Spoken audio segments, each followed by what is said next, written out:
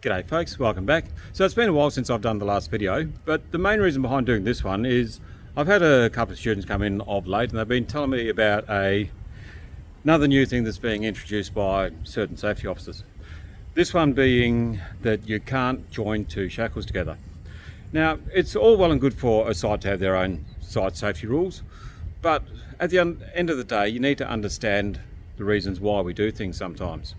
So, for example, if you're going to be using a spreader bar, what you'll find is on the bottom of the spreader bar, you're going to find it's always a lot easier using two shackles together. So we'll have a look at this. Right, so I've got my spreader bar here. Now what you'll find is with the shackles, 1 and 2 shackles, what you'll find is when you go to lift a load, it leaves the ring facing like this, which means as you go to lift it, these are going to pull out in the direction you want. Now, if we only have one shackle on, we'll go over the other end and we'll have a look at what's over here. So over this other end here, I've only got a single shackle on. So as you can see, the natural instinct of these chains is to pull in line with the spreader bar, which means when you go to lift a container or something on those lines, what will happen is it ends up trying to twist on the shackle, which is just going to side load and it's not going to do the ring or the shackle any favours. So whenever you're using a spreader bar, it's always a good idea to have these two shackles so it holds the ring in the right direction, so it allows the nice even pull on both chains. Now again, we'll come back over to this other one, we'll just have a look.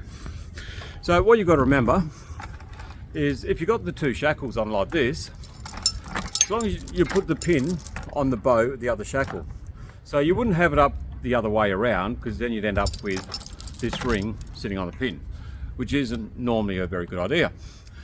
All right, so as long as you have pin onto shackle and you haven't got pin onto pin, it's perfectly fine to have more than one shackle.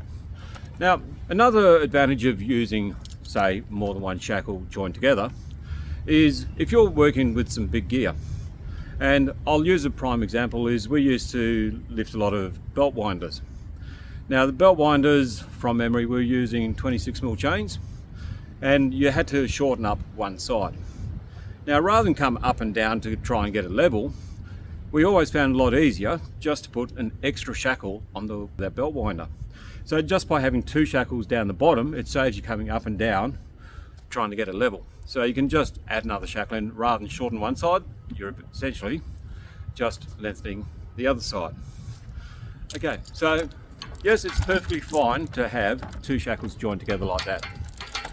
Now, if you do have a safety officer on your side that says you can't, just point them in a few of these videos, because I tell you what, some of these safety officers really should be coming in to do some of these courses. Now, on that, coming in to do a course, what you want to be very well aware of is who your trainer is. Unfortunately, there's not a lot of good trainers out there that can train dogging and rigging. So the unfortunate part about that is they do tell you a lot of bullshit too. So try and do a bit of research on the trainer, see if they've got any actual workplace experience, and that's probably going to help you out a lot as well. So now, while we've got this spreader bar out here, let's look at a couple of other things on the spreader bar. Right, so this is off a frenner. Now you'll notice we've got lifting points on the outside. So the lifting points on the outside are if we're going to use it as a spreader bar. It's also got a center lift point.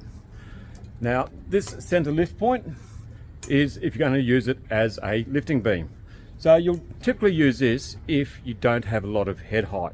So if you don't have a lot of head height, you'll then come back to this. Make sure you look on the actual chart. So let's have a look. It'll be upside down if I do it that way. So let's have a look at this one. All right, so you'll see it has all the different extensions, and then you will see it also has just for the center lift. Right, so I've got my center lift here, or with a full either side. So when you have a closer look, you can see while you can use the center lifting point, you can't lift as much. Right? But make sure you check that chart as well, because if we have a look over here, we've got another one sitting down here. So we've got this one here, okay? Now this one also has lifting points on the outside and the lifting point in the center. But if we look at the actual chart on it, it doesn't have a rating for the center lift point. So in this instance, even though it's got one here, this one would only be for moving it around, all right? You're not going to use the center lifting point for lifting because it's not actually rated for it. So don't get fooled by seeing a lug there and saying, okay, it's got a lug, we can use it. Make sure you check the chart as well, because if it's not rated and something goes wrong, it's going to go wrong in a big way. So always be aware of your equipment. The other thing you need to be aware of is always look for your weakest point in the load.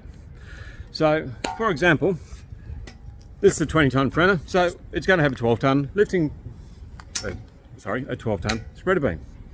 Now, just because the spreader beam is good for 12-ton, you've got to look at your rigging equipment. So on here, I've got a set of 8mm chains, which are good for 3.5-ton at 60 degrees. On there, I have a couple of shackles at the top that are 8.5-ton, and at the bottom, I have some 6.5-ton shackles. So out of this particular setup, my weakest point is the head chains, which are 3.5-ton. So don't just pick up a spreader bar, look at what that's good for and go with that. Always make sure you look for the weakest point in the entire setup, because that weakest point is going to be the maximum that you can lift with that particular load. Okay, so now I hope that all helps. Now the key point to remember is it is perfectly fine to use these two shackles together. There are some places where they'll just put a swivel hook on the bottom. For example, with these ones here. All right, let's see if we can see that.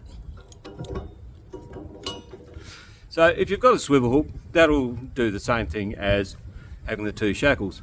But what you'll find is to get a swivel hook the same capacity as the shackle, it's going to be a lot heavier than the shackle, because typically a hook is going to be a lot larger for the same capacity. So personally, look, it's the same reason a lot of sites are going for 100 grade or 120 grade now. They can lift more and they weigh less, and we want to try and reduce the manual handling on site as much as possible, especially when you start working with some big gear. So if you've got a choice of using a 17-ton shackle or a 20-ton hook, I know which one I'd be going for each time. So just think about those sorts of things as well. All right, so if there's anything else you need to know, just drop us a line and we'll see if we can cover it in the next one. Okay, thanks for your time. Look forward to seeing you in the next video.